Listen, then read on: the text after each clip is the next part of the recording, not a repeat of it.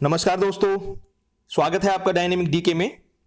Daily news with Dinesh Kumar के आज के वीडियो में हम बात करेंगे 27 जुलाई 2020 की इंपॉर्टेंट न्यूज के बारे में। दोस्तों, आज की खबरें और वीडियो के लास्ट में कवर होने वाली मजेदार फैक्ट्स को जानने के लिए इस वीडियो को आखिर तक देखिएगा। पहले बात करते हैं आज के वीडियो के की अट्रैक्शंस के बारे में। हमारे आज की वीडियो में मन की बात प्रोग्राम और वर्ल्ड बैंक का जिक्र आया है, जिसे मैंने स्लाइड्स में ही अलग कलर में हाईलाइट कर दिया है। चलिए वीडियो शुरू करते हैं। प्रधानमंत्री नरेंद्र मोदी ने कारगिल विजय दिवस के अवसर पर सभी देशवासियों की ओर से कारगिल के वीर जवानों को श्रद्धांजलि दी। कल आकाशवाणी से मन की बात कार्यक्रम में उन्होंने इन वीर जवानों के साथ साथ उनकी माताओं को भी नमन किया। 21 साल पहले सन 1999 में हमने पाकिस्तान के साथ कारगिल का युद्ध जीता था और इस कैंपेन को ऑपरेशन विजय का नाम दिया गया था। 26 जुलाई को हम कारगिल विजय दिवस के तौर पर मनाते हैं।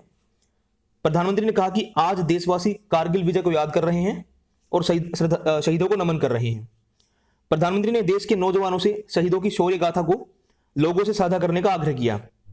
उन्होंने देश के नौजवानों से रिक्वेस्ट की कि उन्हें www.gallantry-awards.gov.in नामक वेबसाइट को जरूर विजिट करना चाहिए, जहां उन्हें भारत के वीर पराक्रमी योद्धाओं के बारे में, उनके पराक्रम के बारे में बहुत सारी जानकारियां प्राप्त होंगी। और वो जानकारी जब वे अपने साथियों के साथ साझा करेंगे तो ये उनके लिए भी एक मोटिवेशन का काम करेगी। श्री मोदी ने कहा कि एक तरफ कोरोना के खिलाफ लड़ाई पूरी सजगता और सतर्कता के साथ लड़नी है, दूसरी ओर कड़ी मेहनत से व्यवसाय में गति लाकर उसे नई ऊंचाई तक ले जाना है। प्रधानमंत्री ने संकट की इस घड़ी में पूरे देश को दिशा दिखाने वाले कुछ ग्रामीणों की सराहना की। प्रधानमंत्री ने कहा कि 7 अगस्त को राष्ट्रीय हथकरघा दिवस है और भारत का हैंडलूम और हस्तशिल्प जो है उसके क्षेत्र में कई वर्षों का गौरवमयी इतिहास रहा है। प्रधानमंत्री ने देशवासियों से अनुरोध किया कि इस साल स्वतंत्रता दिवस पर कोरोना महामारी से मुक्ति और आत्मनिर्भर भारत का संकल्प लें। बढ़ते अगली खबर की ओर, बात करते हैं कोविड-19 पर अपडेट की। स्वास्थ्य और परिवार कल्याण मंत्रालय ने कहा है कि देश में पहली बार एक दिन में कोविड इन्फेक्शन से रिकॉर्ड संख्या में लोग ठीक हुए हैं।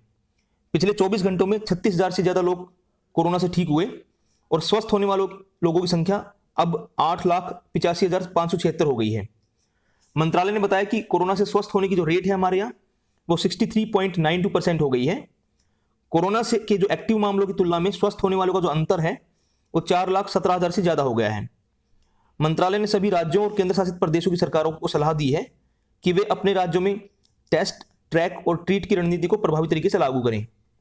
देश में पहली बार एक दिन में 4,40,000 से अधिक कोरोना सैंपल्स की टेस्टिंग की गई और पर 10 लाख की आबादी पर 11,08,05 लोगों की जांच की जा रही है। इस प्रकार अब तक 1,62,00,000 से अधिक कोरोना सैंपल्स की टेस्टिंग की जा चुकी है। मंत्रालय ने कहा कि देश में कोरोना से होने वाली डेथ जो है वो 2.31% रह गई है, जो दुनिया के अन्य देशों के मुकाबले काफी कम है। बढ़ते हैं अगली खबर की ओर। महाराष्ट्र में रोजगार प्रदान करने के लिए महास्वयं पोर्टल पर रजिस्ट्रेशन की प्रक्रिया चल रही है। महाराष्ट्र सरकार ने पिछले 3 महीनों में लॉकडाउन के बावजूद 17,715 बेरोजगार उम्मीदवारों को रोजगार दिया है और हाल की स्थिति को ध्यान में रखते हुए रोजगार पंजीकरण के लिए शुरू किए गए महास्वयं वेब पोर्टल पर 3 महीने में करीब 2.25 लाख उम्मीदवारों ने रजिस्ट्रेशन कराया है। महाराष्ट्र के कौशल विकास मंत्री नवाब मलिक ने कहा कि कौशल विकास विभाग जो है उसने पिछले 3 महीने में राज्य के विभिन्न जिलों में पंडित दीनदयाल उपाध्याय ऑनलाइन रोजगार शिविरों का आयोजन किया। एक मुहिम के तौर पर अब तक 24 ऐसे कैंप लगाए जा चुके हैं, जिसमें 167 एंटरप्रेन्योर शामिल हुए। नवाब मलिक ने कहा कि कई जिलों में ऐसे और शिविर आयोजित किए जाएंगे और जिन्होंने अपना रजिस्ट्रेशन अभी तक नहीं किया है, ऐसे उम्मीदवारों तथा नियोक्ता महास्वयं पोर्टल पर रजिस्ट्रेशन करें, जिसके परिणाम स्वरूप उचित समन्वय के कारण दोनों को लाभ मिल सकेगा। हमारी 20 जून की वीडियो में भी इस बात का जिक्र आया था जब ये पोर्टल लॉन्च हुआ था। बढ़ते आगे। भारत से एफएमसीजी उत्पाद, जिसको बोलते हैं फास्ट मूविंग कंज्यूमर गुड्स, दैनिक इस्तेमाल की वस्तुएं और अन्य सामान लेकर मालगाड़ी कल बांग्लादेश पहुंची। बांग्लादेश के बेनापोल रेलवे स्टेशन पर पहुंची 50 डिब्बों की मालगाड़ी शुक्रवार को कोलकाता के निकट मजेरहाट रेलवे स्टेशन से साबुन, शैम्पू, कपड़ा और अन्य वस्तु लेकर रवाना हुई थी। कोरोना महामारी के कारण लागू किए गए प्रतिबंधों का भारत और बांग्लादेश के बीच व्यापारिक वस्तु के आयात निर्यात पर बुरा असर पड़ा था, क्योंकि चीजें आनी जानी कम हो रखी है, इसलिए हमारा ट्रेड काफी कम हो गया था। दोनों देशों के बीच व्यापार संबंधी यातायात व्यवस्था को बनाए रखने के लिए भारतीय रेल ने कई महत्वपूर्ण कदम उठाए और कंटेनर ट्रेन से सामान पहुंचाने की शुरुआत भी इसी दिशा में एक कदम है। इससे पहले 13 जुलाई को पहली बार आंध्र प्रदेश से ड्राई मिर्ची लेकर, सूखी मिर्ची लेकर एक पार्सल ट्रेन बांग्लादेश पहुंची थी। जून के महीनों में बांग्लादेश और भारत के बीच 100 से अधिक मालगाड़ियों का आवागमन हुआ, जो कि एक रिकॉर्ड है। दोनों देशों के बीच रेल संपर्क ने लगातार हो रहे विकास के कारण व्यापार और आपसी संबंधों को और भी मजबूती दी है। बढ़ते अगली खबर की ओर। केंद्रीय कृषि मंत्री नरेंद्र सिंह तोमर ने ग्वालियर चंबल क्षेत्र के बीहड़ इलाके को कृषि योग्य बनाने के लिए कल वर्ल्ड बैंक के अधिकारियों के साथ बात की। बीहड़ यानी जिसको बैडलैंड जो होता है उसको बीहड़ बोलते हैं। इस अवसर पर श्री तोमर ने कहा कि इस क्षेत्र में 3 लाख हेक्टेयर से अधिक भूमि कृषि योग्य नहीं है और अगर इस क्षेत्र में सुधार लाया जाए तो इससे ग्वालियर चंबल क्षेत्र के बीहड़ इलाकों का समेकित विकास हो सकेगा। उन्होंने कहा कि प्रस्तावित सुधारों की इस परियोजना से न केवल कृषि और पर्यावरण में सुधार होगा, बल्कि इस क्षेत्र के लोगों को रोजगार के अवसर मिलेंगे और क्षेत्र का विकास होगा। बढ़ते अगली खबर की ओर। केंद्रीय पर्यावरण और वन तथा जलवायु परिवर्तन मंत्री प्रकाश जावड़ेकर ने कहा है कि सरकार विभिन्न सुझावों को ध्यान में रखते हुए प्रस्तावित पर्यावरण प्रभाव आकलन मसौदा 2020 जो है उसको अंतिम रूप देगी। ड्राफ्ट एनवायरमेंट इंपैक्ट असेसमेंट बोलते हैं इसको। कांग्रेस नेता जयराम रमेश के एक लेटर का जवाब देते हुए केंद्रीय मंत्री ने कहा कि श्री रमेश ने जो सुझाव दिए हैं वे आधारहीन हैं और गलत अनुमानों पर आधारित हैं। श्री जयराम रमेश पहले एनवायरमेंट मिनिस्टर रहे हैं, तो उन्होंने इस ड्राफ्ट जो इंपैक्ट असेसमेंट है इस पर कुछ सजेशन दिए होंगे, इसके बारे में बात की जा रही है यहाँ पर। श्री जावड़ेकर ने कहा कि जनता से सुझाव प्राप्त करने के लिए मंत्रालय की वेबसाइट पर इस ड्राफ्ट को डाल दिया गया है। लोग अपने सुझाव भेज सकते हैं, इसके लिए 15 दिन का समय बाकी है। उन्होंने कहा कि श्री जयराम रमेश ने जो भी सवाल पूछे हैं उनका विस्तार से जवाब दिया जाएगा। बढ़ते हैं आज की लास्ट खबर की ओर। इंटीग्रेटेड जीएसटी रिफंड में 2020 करोड़ रुपए का दावा करने वाले और लापता निर्यातकों के खिलाफ सख्त कार्रवाई करने का प्रस्ताव किया गया है। वित्त मंत्रालय ने बताया कि लापता निर्यातकों की संख्या 1474 तक पहुंच चुकी है। ऐसे सभी एक्सपोर्टर्स के आईजीएसटी रिफंड का भुगतान निलंबित कर दिया गया है जिनकी सत्यापन रिपोर्ट नेगेटिव आई है।